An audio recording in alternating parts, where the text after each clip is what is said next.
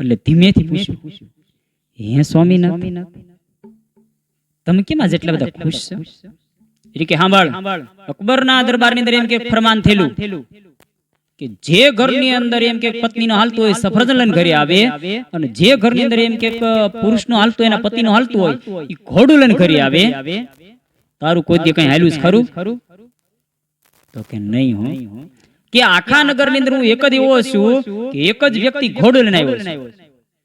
તારું કદી કાંઈ સાંભળ્યું?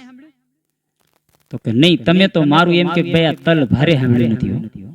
પણ હે સ્વામીનાથ, મને ઈ નો સમજાણ. ઈ કે શું? ઈ કે જરાક મારી સામું તો જો. અને ઓલે આમ સામું જોઈ કે હું કેવી, મારો રંગ કેવો? તો કે ધોળો. તમે કેવા? તો કે હું એ ધોળો.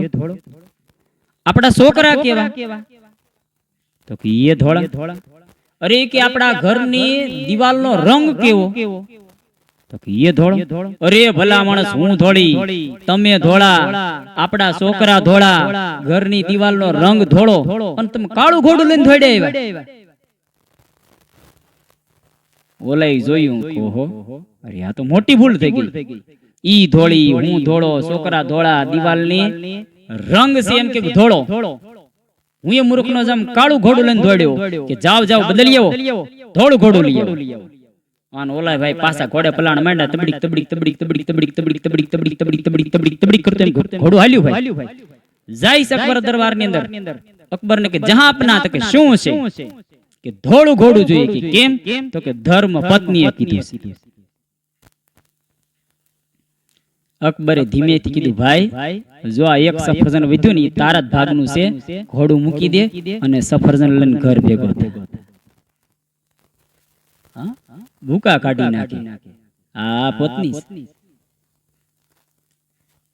હમણાં એક ભાઈને ઓફિસમાં બધા ખીજવતા, ઈ કે ભલા માણસ તું તો અહીં કેમ સિંહ જેમ રહેશે, કે સિંહ જેમ કોઈનું કોઈ સાંભળતો નથી, ત્રાડ ઉપર ત્રાડ નાખે.